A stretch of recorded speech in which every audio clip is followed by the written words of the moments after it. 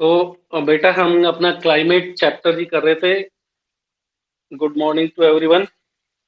और अभी आप मैसेज करेंगे तो सिर्फ मेरे को कुछ समझ में नहीं आता है तो बोल देंगे तो भी सुनाई देगा मुझे, और मैसेज करेंगे तो भी हम देख लेंगे। अभी आपने ध्यान देना है, जो चीजें बता रहे हैं कॉन्सेप्ट से रिलेटेड चीजें चल रही हैं अभी। अगर अभी समझ लोगे तो आगे कभी कोई प्रॉब्लम नहीं आएगी, वरना फिर मुश्किल होती है आगे। ठीक है ना? तो आपके चैप्टर में से कुछ चीजें मिलेंगी, कुछ चैप्टर से बाहर कराएंगे, इस चैप्टर की सीक्वेंस में नहीं मिलेंगी। जो इस चैप्टर में दे रखा उस तरह से नहीं है, क्योंकि हमारा पर्पस यहाँ पर यही है कि आपको हर एक चीज के बारे में समझ में आए, और ये मैटर नहीं करता कि वो बुक में दिया है या नहीं दिया। आप ये चीजें समझ लोगे तो इस क्लाइमेट चैप्टर के क्वेश्चन आंसर कर पाओगे। और अगर आपने इन चीजों के ऊपर फोकस नहीं किया तो फिर याद करने पड़ेंगे, वो क्वेश्चंस रटने पड़ेंगे। हम चाहते हैं कि कुछ भी रटना ना पड़े, सब चीजों को आप समझ लो। होपफुली मुझे भी यही लगता है कि आप सब भी यही चाहते होंगे। ठीक है ना? तो फिर दोबारा से हम आपके ग्लोब की बात कर रहे हैं। ये ग्लोब के अंदर हम आपको बता ही चुके हैं, दिस इज इक्वेटर। और इक्वेटर आपको पता ही है 0 डिग्री के ऊपर है। ठीक है?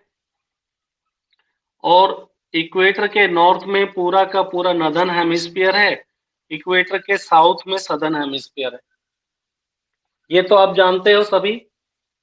सिर्फ मैसेज कर देना, एक के मैसेज करने से समझ में आ जाएगा मुझे कि आप सुन पा रहे हो। बस मुझे पता है आपको सब पता ही है, लेकिन मेरी आवाज आप तक पहुंच पा रही है, ये भी क्लियर हो जाएगी और चीजें जो समझ में आए।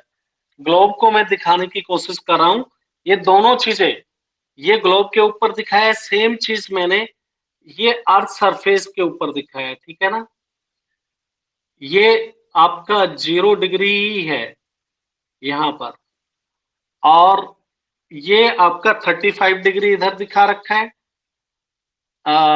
इक्वेटर से नॉर्थ में 35 डिग्री और इक्वेटर के साउथ में 35 डिग्री दिखाने की कोशिश की है आपको।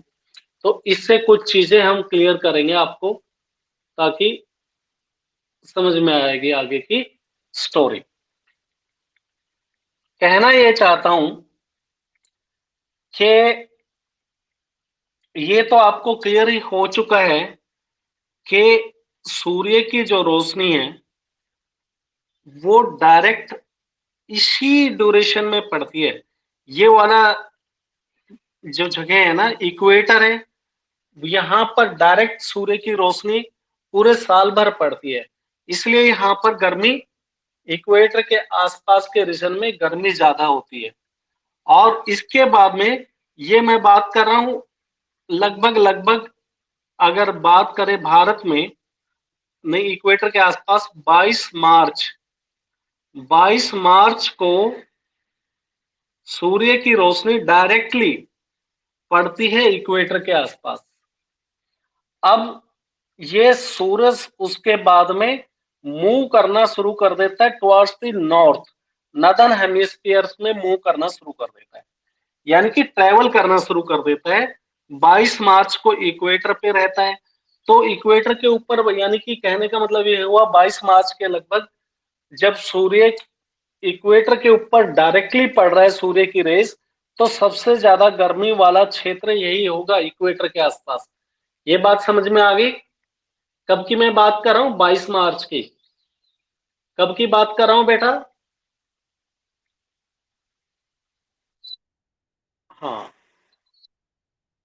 हाँ, अगर आप लिखोगे तो मुझे और अच्छा लगेगा, क्योंकि बोलने से फिर आपको सभी को डिस्टर्ब ना हो जाए, डिस्कनेक्ट ना हो जाए। अब उसके बाद में ये तो पता है कि 22 मार्च अपने इंडिया में गर्मी उसी टाइम से शुरू होती है, यानी कि ये पीरियड समहाउ आप कह सकते हो कि केरल में उसी पीरियड में गर्मी का शुरुआत होती है 22 मार्च के।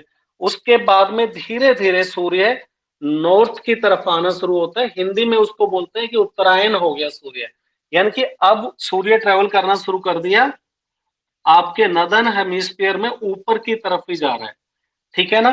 तो मैंने ये भी बताया था, अगर आपको इससे पहले वाले का याद हो, तो ये ट्रॉपिक ऑफ कैंसर है 23 डिग्री 30 मिनट्स पे। Tropic of Capricorn, sorry, tropic of Capricorn है 23 डिग्री 30 मिनट्स पे, और नीचे की तरफ सदर्न हेमिस्फीयर में 23 डिग्री 30 मिनट्स पे ही क्या है, ट्रॉपिक ऑफ, क्या है बताइए?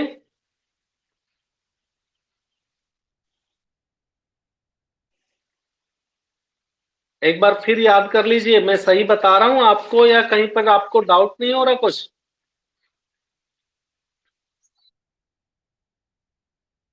हाँ, फिर क्यों नहीं बोलते हो तुम लोग? मैं देखना यही चाहता हूं कि तुम लोग में से कौन बोलेगा। तो ऊपर क्या है आपका, ट्रॉपिक ऑफ इक्वेटर से ऊपर 23 डिग्री 30 मिनट्स पे क्या है, ट्रॉपिक ऑफ कैंसर, एग्जैक्टली। तो कहने का मतलब जो इक्वेटर से 23 डिग्री 30 मिनट ऊपर नदन हेमिस्फीयर में ट्रॉपिक ऑफ कैंसर हो गया। मेरी सभी बातों को सीधा हाँ में हाँ मत मिलाइए। अगर मैं गलत बोल रहा हूं तो बताना है सर, एक बार करेक्ट कर लीजिए, मुझे लग रहा है कि हमें लग रहा है कि आपने ये गलत बोल दिया, ठीक है ना? और ऐसे ही इक्वेटर से 23 डिग्री 30 मिनट नीचे है ट्रॉपिक ऑफ, क्या है, कैप्रिकॉर्न, ठीक है ना? हाँ, अब इसको मेरा बताने का मतलब ये है कि ये पूरा का पूरा जो इक्वेटर से 23 degree 30 minutes northern hemisphere, 23 degree 30 minute southern hemisphere, इसको इक्वेटेरियल जोन बोलते हैं। क्या बोलते हैं? Equatorial zone. यानी कि जो इक्वेटर पे जिस तरह का मौसम मिलता है, ये पूरे के पूरे पीरियड में यहाँ पर ये माना जाता है कि ये पूरा के पूरा क्षेत्र ऐसा है, यहाँ पर गर्मी ज्यादा पड़ती है वर्ष भर, ठीक है ना? पूरे साल भर किरणें, यहाँ पर सूर्य की किरणें इक्वेटर से 23 degree 30 minutes northern hemisphere, equator से 23 डिग्री 30 मिनट्स सदर्न हेमिस्फीयर, दोनों में, यानी कि ट्रॉपिक ऑफ कैंसर और ट्रॉपिक ऑफ कैप्रिकॉर्न के बीच में ही सूरज ट्रेवल करता रहता है। तो कहने का मतलब सबसे ज्यादा गर्म क्षेत्र ये होगा। ये क्लियर हो गया बेटा? ओके। अब मैंने फिर आपके यहाँ पर तो आगे ऊपर मैंने बनाया 35 डिग्री, और यानी कि इक्वेटर से 35 डिग्री ऊपर और इक्वेटर से 35 डिग्री नीचे भी मैंने बनाया, 35 डिग्री दिखाने की कोशिश की है। एक मिनट में थोड़ा कपड़ा ले लेता हूँ डस्टर साफ करने के लिए। ये मैं मिटा देता हूँ, ये 23 डिग्री वाला जो मैंने बताया, आप ये समझ में गए होंगे कि 23 डिग्री 30 मिनट ऊपर और 23 डिग्री 30 मिनट नीचे, पूरा का पूरा, इसको कौन सा जोन बोलते हैं बताइए?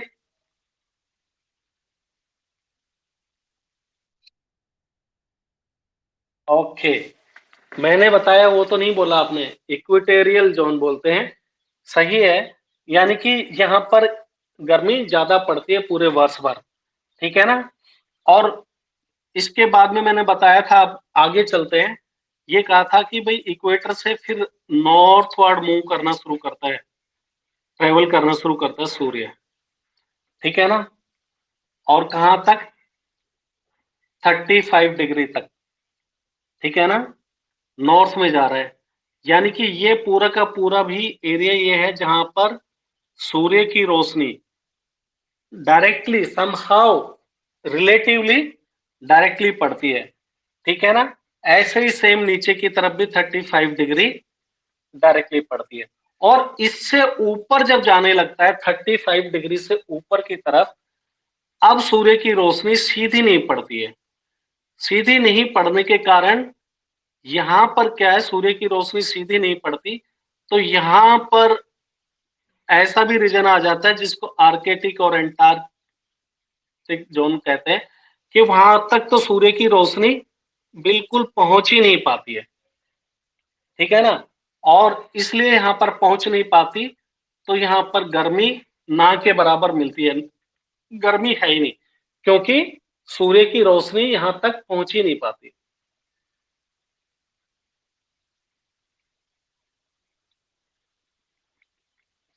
ये क्लियर हो गया क्यों? क्योंकि सूर्य की रोशनी यहां पर और ये वाला क्षेत्र दोनों जगह पर सूर्य की रोशनी पहुंच ही नहीं पाती है, इस वजह से।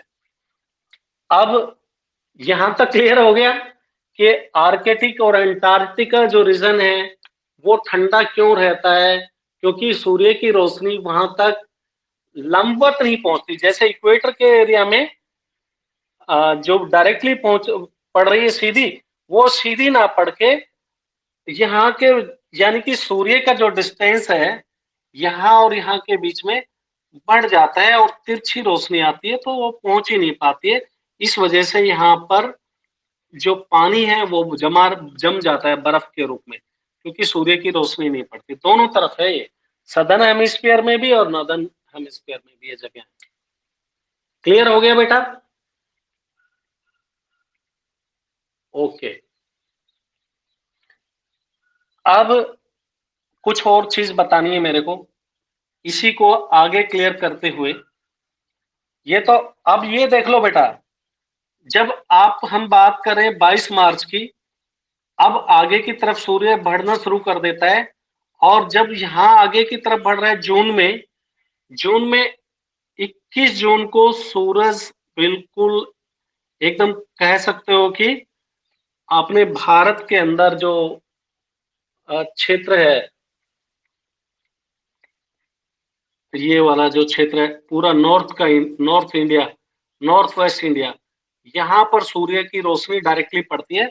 आपको याद, बस सिर्फ ध्यान रखना है, 21 जून के लगभग सूरज की रोशनी ऊपर की तरफ चली जाती है। देखो तो ये तो अगर ऊपर की तरफ जा रहा है तो ये आप क्लियर है कि जब नदर्न हेमिस्फीयर में ट्रेवल कर रहा है सूरज, तो सदर्न हेमिस्फीयर के अंदर उस टाइम में क्या होगा, सर्दी का पीरियड होगा, क्योंकि गर्मी धीरे धीरे इधर ऊपर की तरफ जा रही है, ठीक है ना। ये बात क्लियर हो रही है, जब नॉर्दर्न हेमिस्फीयर के अंदर सूरज की रोशनी डायरेक्ट पड़ रही है 35 डिग्री के आसपास इधर अपने उत्तरी भारत में, तो पूरा सदर्न हेमिस्फीयर में उस टाइम में क्या होगा, सर्दी होगी।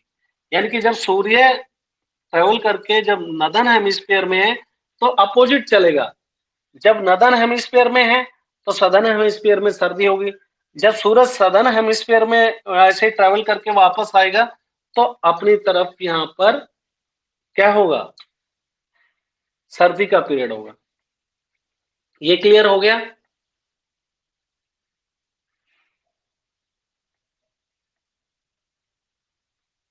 ओके, समझ बहुत जल्दी जाते हो तुम लोग।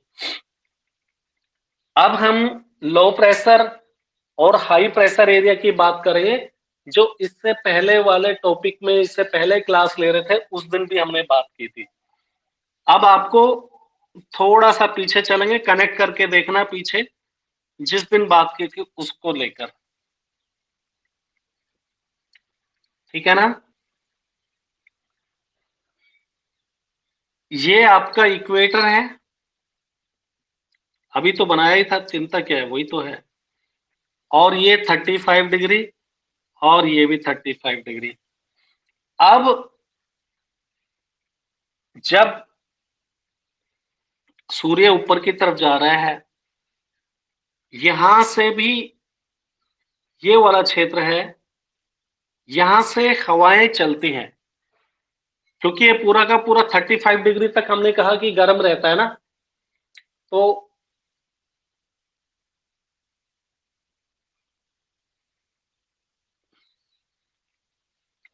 हवाएं चलती हैं। और ये आप सोचो, मैं जो दिखा पा रहा हूं आपको, अगर अपने बुक के अंदर देखोगे तो ये वाली चीजें मैं क्लियर करने की कोशिश करूंगा आपके चैप्टर में, ये वाली चीजें क्लियर करने की कोशिश करूँ, ठीक है। और ये हवाएं यहां से आपके नदर्न हेमिस्फीयर से भी चल के नीचे की तरफ आ रही है, इक्वेटर की तरफ। सिमिलरली सदर्न हेमिस्फीयर से भी चलकर इक्वेटर की तरफ आ रही है, ठीक है ना। ये हवाएं चलती है। अगर भारत में आपको दिखाने की कोशिश करूं तो इसको नॉर्थ ईस्टर्ली के नाम से बोला जाता है। अब भारत को अगर आप ये देखोगे, ये क्या है, नॉर्थ, ये क्या है, ईस्ट है, ठीक है ना। तो यहां से जो विंड्स चलेंगे इनको नॉर्थ ईस्टर्ली विंड्स कहा जाएगा, क्योंकि नॉर्थ और ईस्ट के बीच में से ये हवाएं चलती है, ठीक है ना। ये हवाएं चलते हुए, क्योंकि ये वाला हमेशा हवाएं कहाँ चलती है, हाई प्रेशर एरिया से, हाई प्रेशर एरिया से लो प्रेशर एरिया की तरफ चलती है। अब हमने आपको ये बताया था, नॉर्मली पूरे साल भर इक्वेटर के आसपास तो लो प्रेशर एरिया रहता ही है, ठीक है ना।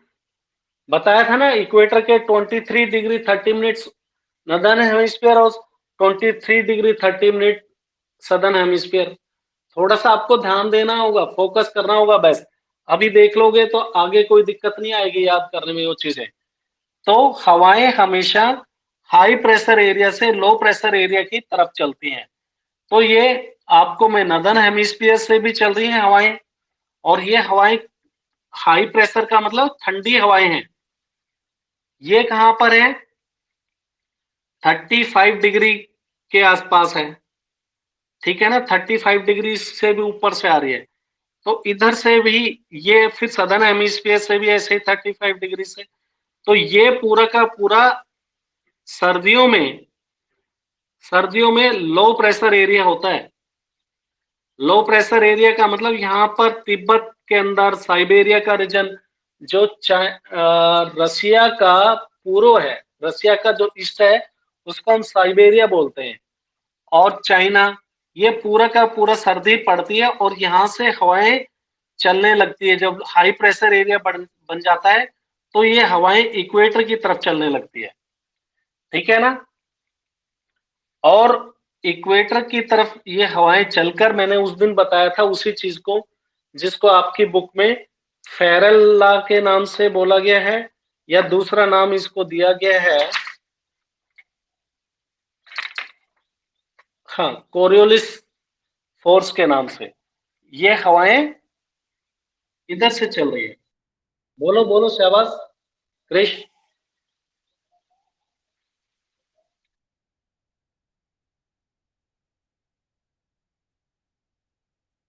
साइड से नहीं, मैं बोल रहा हूं कि ये आपका जो रीजन है, मैं चाइना की बात कर रहा हूँ, साइबेरियन रीजन की बात कर रहा हूँ, जो चाइना के उस पार है, वहां पर पूरा एक्सट्रीम कोल्ड क्लाइमेट होता है उस पीरियड में।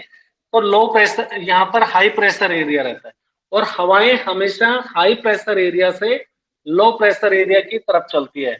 यानी कि हाई प्रेशर एरिया जब यहाँ पर है तो इक्वेटर पे क्या है, लो प्रेशर एरिया, हाँ, तो इक्वेटर की तरफ चल रही है, सेम यहां से भी चल रही हैं। और जब ये हवाएं इधर आएंगी तो इक्वेटर के आसपास ये हवा, ऊपर से आने वाली हवा, जिसको मैं नॉर्थ ईस्टर्ली विंड्स बोल रहा हूँ, भारत में अगर एंटर करेगी तो नॉर्थ ईस्टर्ली विंड्स कहलाएंगे। आप अपना माइक ऑफ कर लीजिए, सुनिए सिर्फ, क्योंकि बाकी सब, हाँ, ये जब हवाएं आएंगी इक्वेटर की तरफ, और ये आके अपना डायरेक्शन ले लेंगी राइट साइड में, मैं पहले बता चुका हूं। सिमिलरली नीचे की तरफ से जो आपका सदर्न हेमिस्फीयर है, यहां से आने वाली हवाएं लेफ्ट साइड में डायरेक्शन ले लेती है। तो दोनों का डायरेक्शन तो एक हो गया ना, ये तो देख पा रहे हो। यानी कि जो आपने नॉर्थ ईस्टर्ली विंड्स आ रही है इक्वेटर की तरफ आके राइट में टर्न कर डिफ्लेक्ट हो जाती हैं, और सदर्न हेमिस्फीयर से आने वाली हवाएं लेफ्ट में टर्न ले जाती है, ठीक है ना। अब ये होता है एक आपका कह सकते हो अर्थ के रोटेशन का जो है उसके कारण, ठीक है ना, ये इस तरफ रोटेट हो जाती है। इसी चीज को मैंने यहां पर दिखाया है। ये आपका इक्वेटर है, लो प्रेशर एरिया दिखाया है, और ये आपका, आप इसको बोल सकते हो कि चलो सदर्न हेमिस्फीयर की बात कर लो, और ये नॉर्दर्न हेमिस्फीयर, ठीक है ना। और यहां से हवाएं, ये जैसे लो प्रेशर एरिया कहां पर बन रहा है, इक्वेटर के आसपास। जब भी लो प्रेशर एरिया बने, जहां पर भी बनेगा, वहां से गर्म हवाएं, लो प्रेशर एरिया का मतलब यही है कि गर्म हवाएं हैं वो ऊपर की तरफ उठेंगी, और जब ये गर्म हवाएं ऊपर उठ जाएंगी तो ये पूरा का पूरा वैक्यूम एरिया होगा। वैक्यूम मतलब खाली जगह होगी, और इस वैक्यूम को भरने के लिए फिर हवाएं दोनों तरफ से, नॉर्दर्न हेमिस्फीयर और सदर्न हेमिस्फीयर से चलेंगी, और ये हवाएं इधर आकर अपना स्थान लेंगी, यहां पर आएंगे। क्यों आ रही है यहां पर, कि हमने पहले ही बता दिया, जो लो प्रेशर एरिया है वहां पर वैक्यूम मिलेगी, क्योंकि वहां की हवाएं हल्की हो, गर्म होने के कारण ऊपर की तरफ उठ जाती हैं, जो इक्वेटर मैंने दिखाया, और यहाँ पर स्पेस बनेगा, और स्पेस बनने की वजह से ही ये जो हवाएं चल के आ रही है नॉर्थ ईस्टर्ली विंड्स, और यहाँ से सदर्न हेमिस्फीयर से चलने वाली हवाएं यहाँ पर अपने जगह ले लेती है, ठीक है ना, यहाँ पर आने लगती है, ठीक है। तो यहां तक समझ में आया।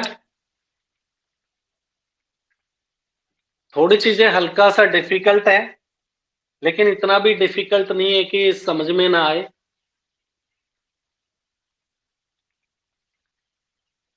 हाँ, इतना डिफिकल्ट भी नहीं है कि समझ में नहीं आए। साथ में इससे रिलेटेड जब आप बुक्स में पढ़ोगे तो थोड़ा और अच्छे से क्लियर होगी। अब हम थोड़ा सा बुक से पढ़ लेते हैं, ताकि आगे चीजें आपको बुक से भी पता लगता जाए कहां से क्या करा रहे हैं सर।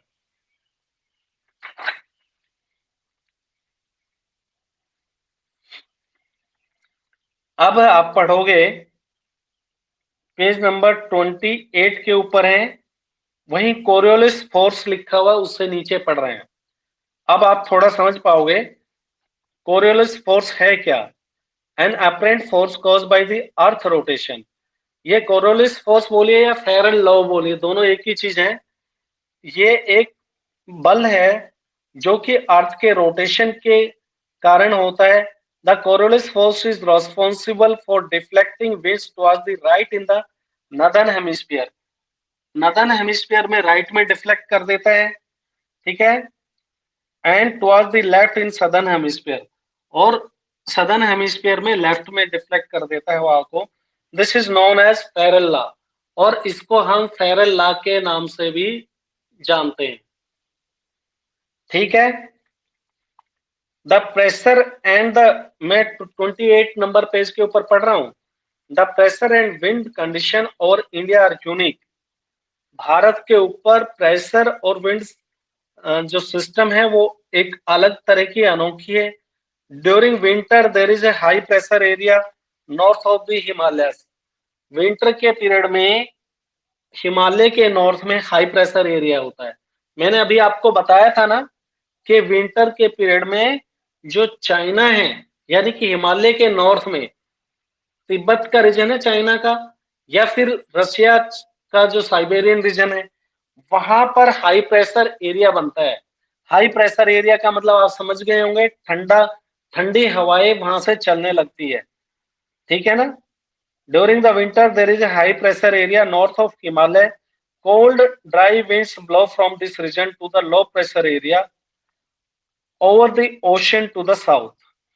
यहां से हवाएं चलने लगती हैं, कहां से, तिब्बत के एरिया से हवाएं चलती है, सोवियत जो रसिया के एरिया से ठंड, लो प्रेशर एरिया होने की वजह, हाई प्रेशर एरिया होने की वजह से ठंडी हवाएं चलने लगती है। और ये हवाएं किस तरफ आ रही हैं, उधर से चलते हुए ये आपके सदर्न,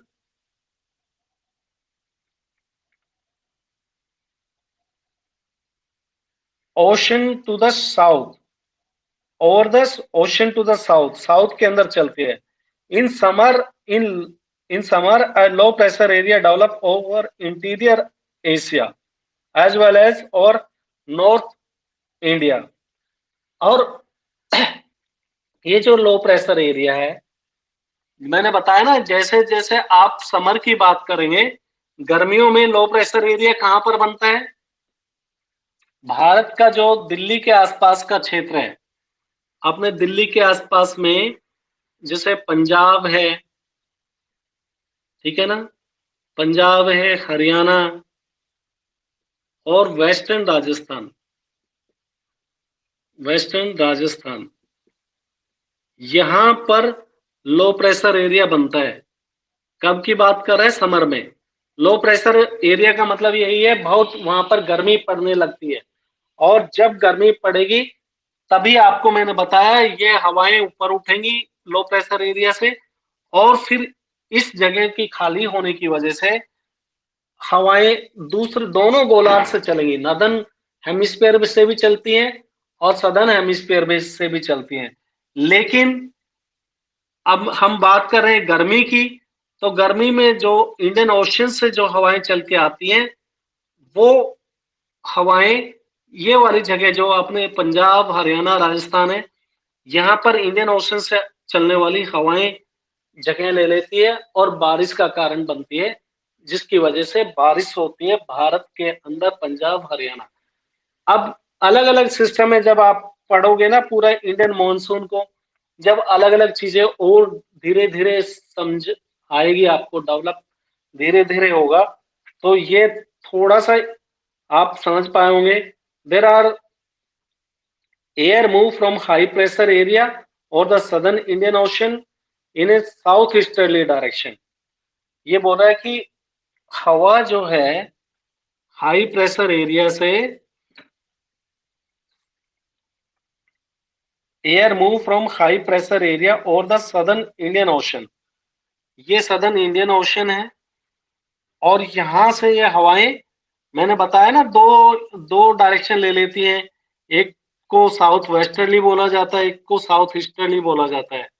जो ये तो पूरा इंडियन ओशन है साउथ में इंडिया के, यहाँ से जो चलेंगे इसको साउथ वेस्टर्ली, ये साउथ ईस्टर्ली के नाम से बोला जाता है। These winds blow from warm ocean gather moisture. अब ये वार्म ओशन से चलती है ये हवाएं, गर्म है ओशन, और यहां से मॉइस्चर भी ले लेती है इंडियन ओशन से। मॉइस्चर मतलब इनमें आर्द्रता होगी, गीलापन होगा। इंडियन ओशन से जो हवाएं चल के आ रही है साउथ वेस्टर्न की तरफ या फिर साउथ ईस्टर्ली, ये विंड बीरिंग, जो रेन बीरिंग विंड होगी, इनके अंदर मॉइस्चर होंगी, और ये जहां भी जाएंगी तो ये बारिश का कारण बनेगी। कब कैसे बारिश करती है उसको हम आगे पढ़ेंगे, ठीक है। तो आज हम सिर्फ इतना ही कर लेते हैं, इसके आगे हम अपर एयर सर्कुलेशन के बारे में बात करेंगे। अपर एयर सर्कुलेशन क्या है, ठीक है ना, जेट स्ट्रीम के नाम से बोला जाता है, वो क्या है और किस तरह से ये जेट स्ट्रीम है, सर्दियों में इंडिया के इन्वायरमेंट को इम्पैक्ट डालती है। जब सर्दी का मौसम आता है तो इंडिया के इन्वायरमेंट के अंदर, देखो इंडिया में दो तरह की बारिश होती है बेटा। एक तो बारिश होती है आपकी मानसून की बारिश होती है, जो लगभग लगभग 90% पूरे इंडिया को कवर करती है। और ये बारिश आपको पता है कि इंडियन ओशन से सबसे पहले मालाबार कोस्ट को, मालाबार कोस्ट मतलब जो केरल का जो तट वाला इलाका है, कोस्टल एरिया है, उसको हम मालाबार कोस्ट के नाम से जानते हैं। तो जून के 1 या 2 जून को सबसे पहले ये जो आपकी जो मानसून की बारिश है, सबसे पहले मालाबार कोस्ट को टच करती है, फिर उसके बाद में आगे की तरफ इंडिया में इसकी बारिश 1 जून, फिर 5 जून, ऐसे करके अलग अलग हम पूरा दिखाएंगे, आपको समझाएंगे नेक्स्ट वाले उसमें किस तरह से बारिश आगे की तरफ बढ़ती है, क्यों बारिश। सिर्फ आपके ज्यादा बारिश की अगर बात करेंगे तो साउथ वेस्टर्ली विंड से ही भारत में बारिश होती है, ठीक है ना। साउथ ईस्टर्ली विंड से क्यों बारिश नहीं होती, इसको भी समझाएंगे। ये तो है आपका गर्मी का टाइम, जब गर्मी में मानसून की बारिश होती है, लेकिन सर्दी के पीरियड में भी बारिश होती है इंडिया के अंदर, ठीक है ना। अब बताइए सर्दी में कहाँ बारिश होती है।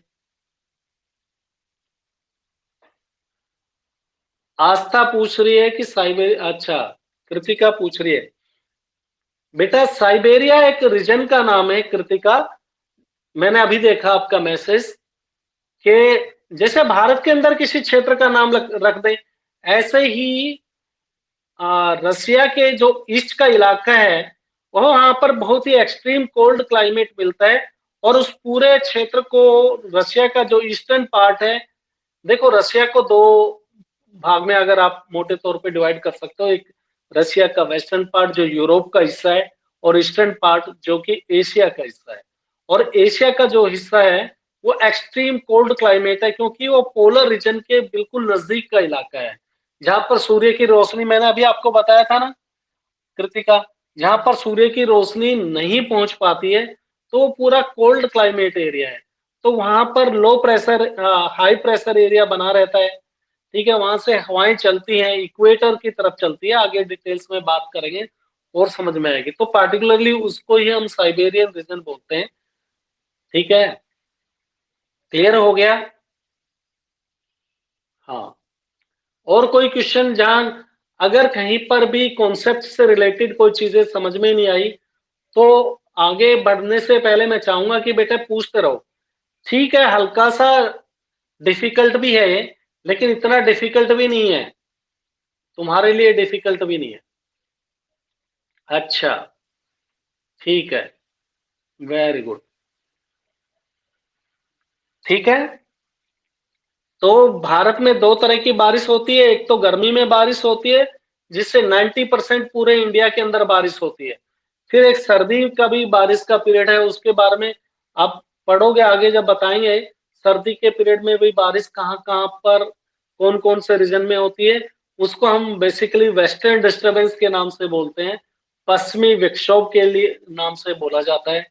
और वो आपके जो हिमाचल, जम्मू कश्मीर और पंजाब के कुछ इलाके जो भी पहाड़ी रीजन है, वहां पर तो वो हिमपात के रूप में होती है, स्नोफॉल होती है।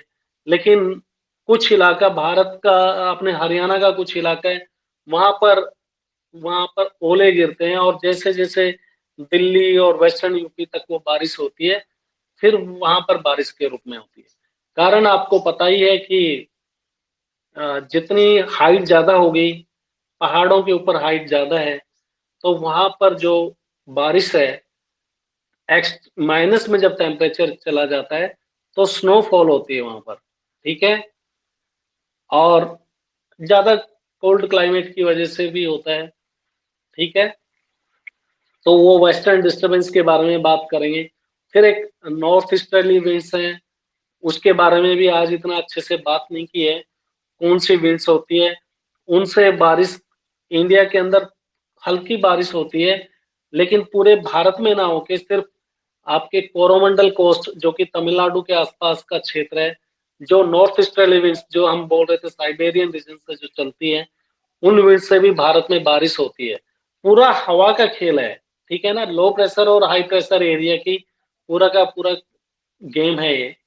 इसको पूरा, अगर लो प्रेशर एरिया क्या है, हाई प्रेशर एरिया क्या है, कैसे ये काम करता है, अब क्यों हम बोल रहे हैं कि क्यों जून के 30 के लगभग ही बारिश दिल्ली में आसपास के क्षेत्र में जून 30 को होती है, केरल में क्यों 1 जून को हो जाती है, इस बारे में भी सारा बात करोगे, ठीक है ना। क्यों तमिलनाडु में बारिश बहुत कम होती है कंपेरेटिवली, और मुंबई में बहुत ज्यादा बारिश होती है, पुणे के अंदर कम होती है, यानी कि जो इंटीरियर रीजन है वहां पर बारिश कम होती है, जो आपके वेस्टर्न घाट्स है वहां पर बारिश ज्यादा होती है। इसके बारे में धीरे धीरे जब आप पढ़ोगे तो सारी चीजें समझ में आएंगी, ठीक है। Any question.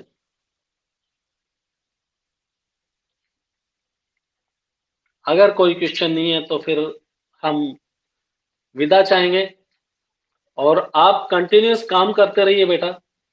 काम रेगुलर होना चाहिए। और एक और हाँ, मैं बात बता दूँ, भूल गया था, अभी 18 बच्चे हो गए 22 से।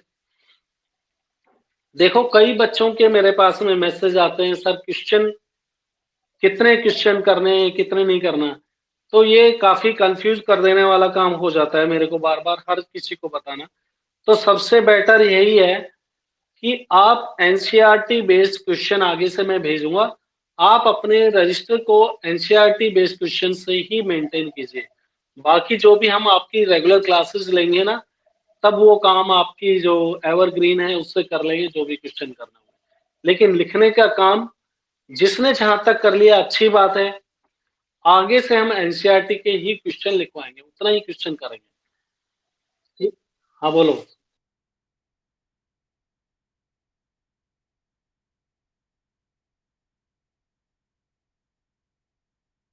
इसलिए मैं कह रहा हूँ ना, काफ़ी कन्फ्यूज़न मेरे सामने प्रॉब्लम ये आ रही है कि दूसरे जो क्लास है उसके पास में, यानी कि 9th A1 के पास में भेजने का कोई ऑप्शन नहीं है, और एक साथ में इतने क्वेश्चंस इस पे अपनी जो स्कूल ऐप है, ये आपकी टीचमेंट ऐप है, इसके ऊपर नहीं भेज पा रहे हैं।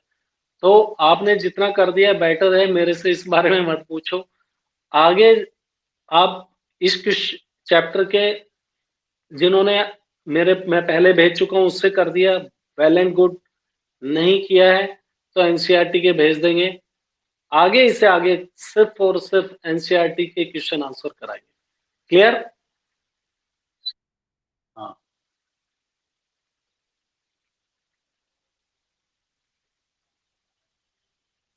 तो क्लास खत्म करें।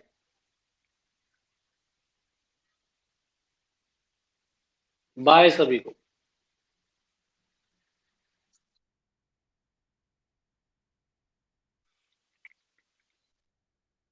बाय बेटा। बेटा देखो, अगर तुम लोगों को सबको क्वेश्चन अवेलेबल है, मिल गए, तो अभी इस चैप्टर के तो कर लो। बाकी आगे चैप्टर के मैं यही करूंगा, भेज दूंगा आपके पास एनसीईआरटी वाले। अगर तुम कर चुके हो तो फिर उसको दोबारा भेजने के पीछे कोई लॉजिक नहीं रह जाता।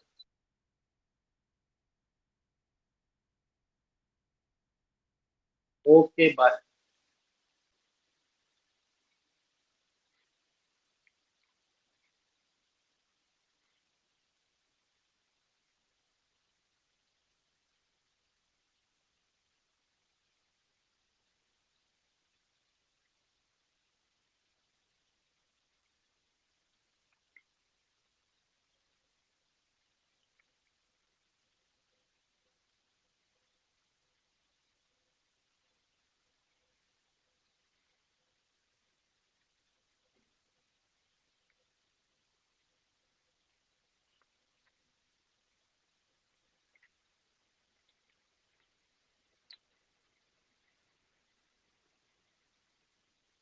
अरे खत्म करो, हटाओ भाई। नैन्सी क्या कर रहे हो? जल्दी से एग्जिट करो, मुझे अगली क्लास लेनी है।